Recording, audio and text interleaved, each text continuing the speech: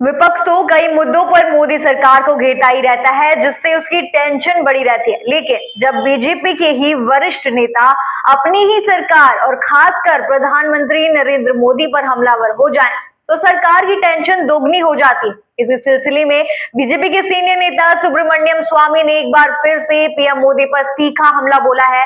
इस बार स्वामी ने सीधे तौर पर दावा कर दिया कि पीएम मोदी डोनाल्ड ट्रंप से डरते हैं।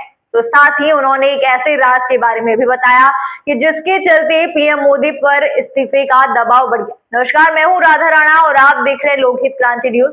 बेबाक बयानों से अक्सर ही चर्चा में रहने वाले बीजेपी के सीनियर नेता सुब्रमण्यम स्वामी ने एक बार फिर पीएम मोदी को निशाने पर लिया है। स्वामी ने दावा किया कि पीएम मोदी डोनाल्ड ट्रंप से डरते हैं, तो साथ ही उन पर कॉम्प्रोमाइज होने का भी इल्जाम लगाया। स्वामी ने एक्स पर पोस्ट किया, भारत के तीसरी बार प्रधानमंत्री बने नरेंद्र मोदी अमेरिकी राष्ट्रपति डोनाल्ड ट्रंप से डरते हैं।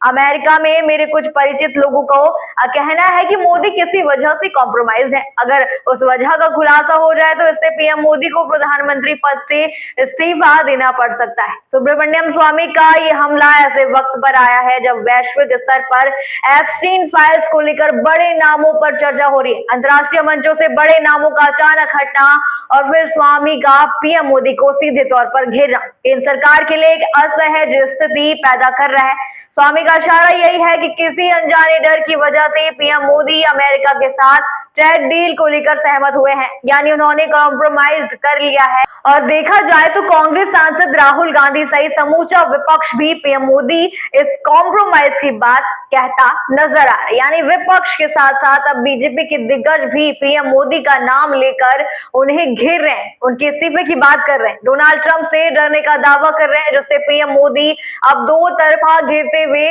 दिखाई दे रहे हैं। आपको क्या लगता है, किसकी गलती है?